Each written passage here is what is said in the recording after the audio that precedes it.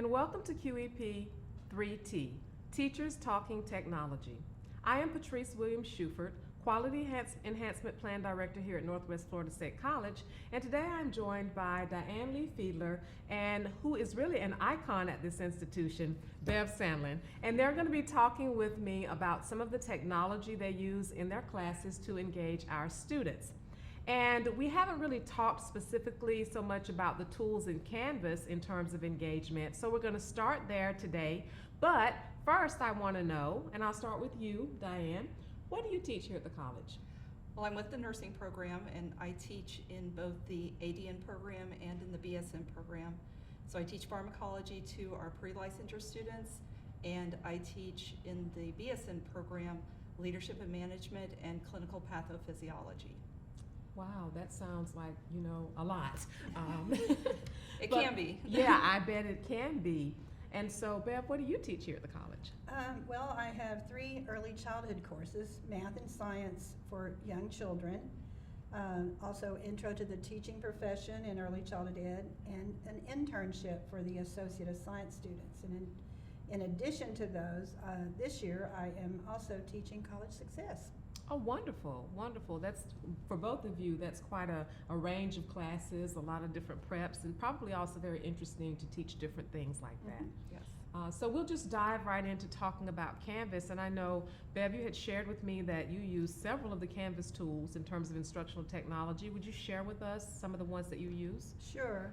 When our program, our early childhood program, went fully online, one of the things that I felt were missing were the opportunities for students to interact with one another before class, during breaks, after class, making those connections, helping one another, saying, well, you look at my paper, I'll look at yours. And so I tried to figure out how we could duplicate that in our class, in our online class. And we're still refining it, but we use discussion a lot. And the discussion requires the students to address something particular, and in some cases to actually present a video demonstration lesson. And then we really avoid, or I really avoid, having the students say things like, I agree, but actually to give them what I want them to respond to. Can you give your classmates some feedback? What are 2 things you really thought they did well, and what's one thing that you have an idea you can share with them? Try not to talk about improving, because sometimes that can affect a student in a not so good way. Right. We also have used peer reviews, and the peer reviews kind of take the place of that, where a student would share their paper or their assignment with another and say, you look at mine and I'll look at yours, because students do learn so much from one another. And also, when I'm pairing those students in peer reviews, I try to pair them deliberately. So if I have a student who's really struggling and I have another student that I think can help them, then I might pair them together, so that the student who's having trouble can see a student who's got the concept, who's doing well, and the same thing, that student who's doing well can also help them. It's all of that Vygotsky thing about scaffolding learners. And then recently, another tool that we've used, and it's not particularly designed, I guess, for engagement, but is the portfolio. And we are using that in college success, and so now beginning to integrate that into our early childhood courses. It's a tool where students can build a portfolio that they have access to throughout their college career and beyond. So they always will have access to that. And the students have an opportunity to look at one another's, get ideas, and to, again, not exactly a peer review, but give feedback to one another to help them make improvements so that they can present themselves in the very best way. No, I love that. I love so much of what you said about how you're using the different Canvas tools, but I really loved when you were talking about discussions and you said that you give them something very specific in terms of a prompt to respond to. I think that's really important, because a lot of times when we build discussion prompts, we leave it so wide open that students don't know how to respond, and then we penalize them because they haven't responded in the way that we think that they should to demonstrate what they know. So thank you for sharing those tools. Now, I know that you do a lot with gamification, specifically Kahoot, and I want you to talk about that, but are there Canvas tools that you also use? I do, because I do teach 2 online courses, and I teach the in-class or in-person course, which is more hybrid Right. than just in person. I use Canvas quite a bit. One of the things that I do is the discussion forums, and I couple the discussion forums in with other assignments that I pull into the course as well. So they might do something outside of Canvas and then come back to the discussion forum. Certainly I use the assignment forum where I give them a specific prompt, or I give them a worksheet or something like that to use. This time, one of the things that I've added is a quiz. Yes, they do quizzes where it's just, give me a question, here's the answer.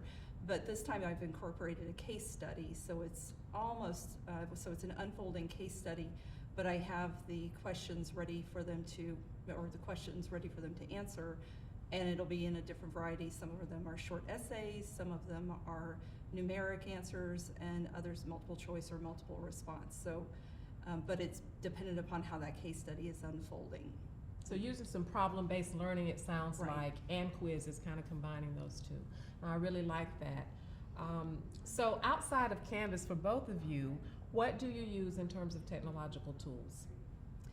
I definitely use Kahoot. You're looking at me. So I definitely use Kahoot. I bring that into the classroom, so that's more of when we're in person, and everybody gets a chance to come up with usually a really terrific name. Sometimes it's their own name, sometimes it's a code name, and I get to figure out who it is. And so there's some gaming in that, and there's definitely some hooting and hollering when they are moving up the leaderboard. Of course.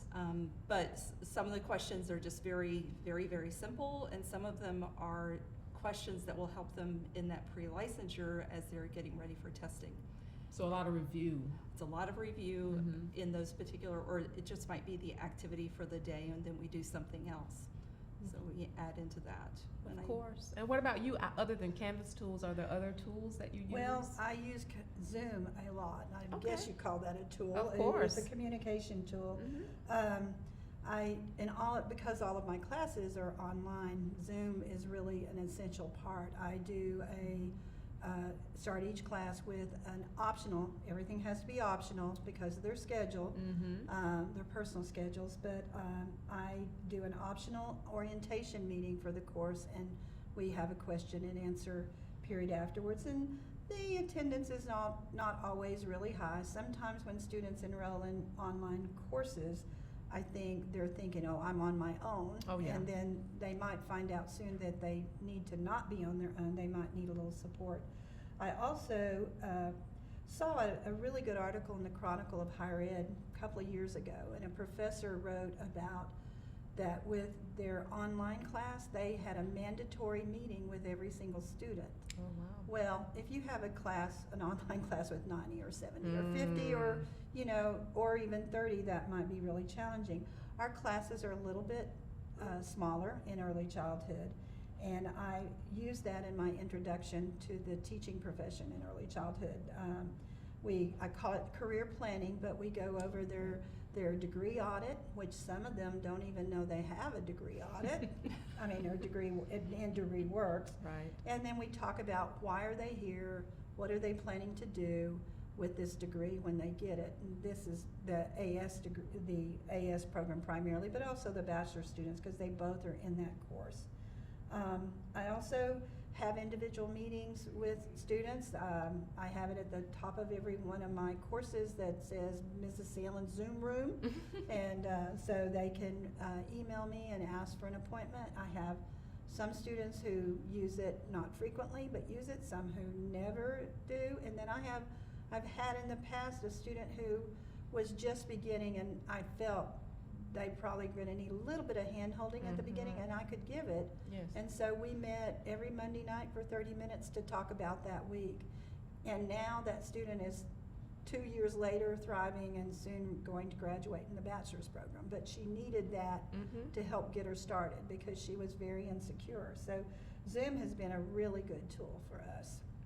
I absolutely love that. We think sometimes that engagement is just trying a technological tool or implementing a strategy during class time, whether it's asynchronous or synchronous, but us engaging with the students in the ways that you just talked about is a form of engagement as well that's so important for student success. Because if you don't build those relationships with students by engaging them, then they're not going to do the assignments and they're not going to be successful. So thank you for sharing that, and I love that you meet with them individually. I think that's really, really important.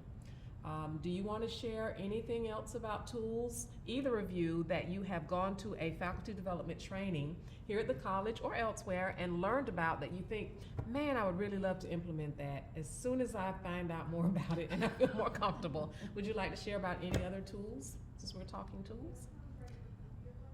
So I always see tools out there that I would like to use, like Nearpod and Padlet, and I haven't gone into those areas yet, although I've at least looked at the different format.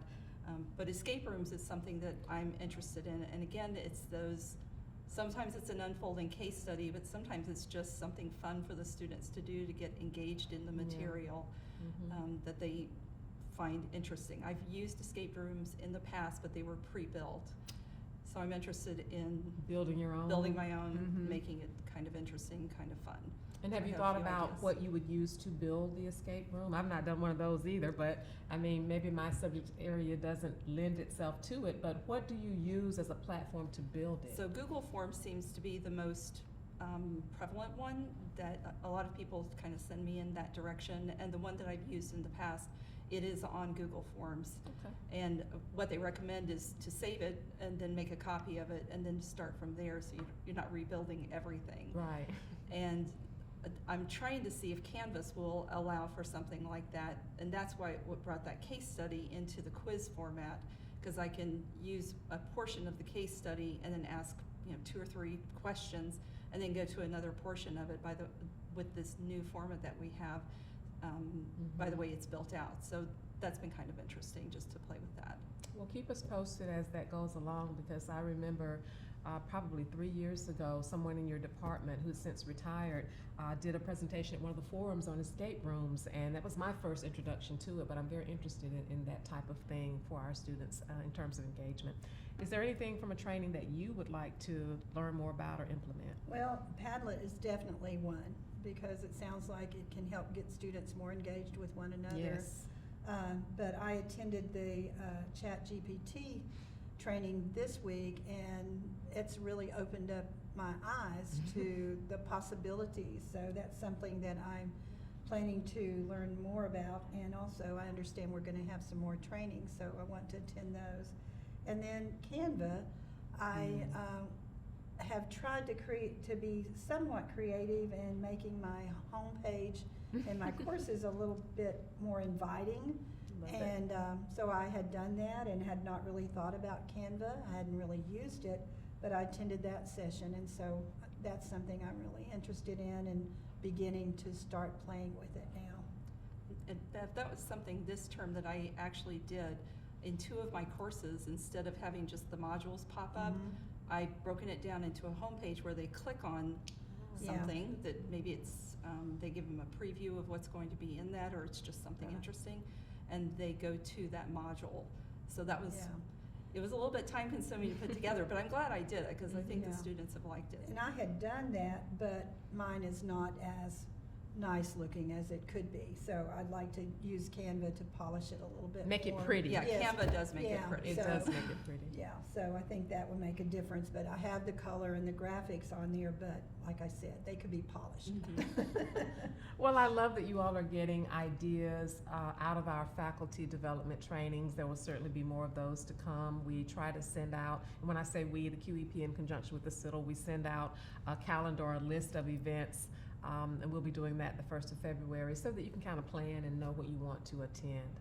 I really want to thank both of you for your time and coming in and sharing about the technological tools that you are using. And I would like to thank our listeners and our viewers, because we are not only on video, but we are via podcast on Spotify, on Apple, and I believe on Amazon, that you can listen if you're a podcast listener. A lot of people are. And before we end this episode of QEP 3T, I would just like to remind you about a save the date for the Teaching Tech Expo That is going to be March 13th from 2 p.m. to 3:15 p.m. in the Citadel. I believe the room is 215, but you'll be getting plenty of correspondence about that. Thank you so much for all you're doing to support the faculty development efforts that we are doing, that being the QEP in conjunction with the Citadel. And as always, go Raiders.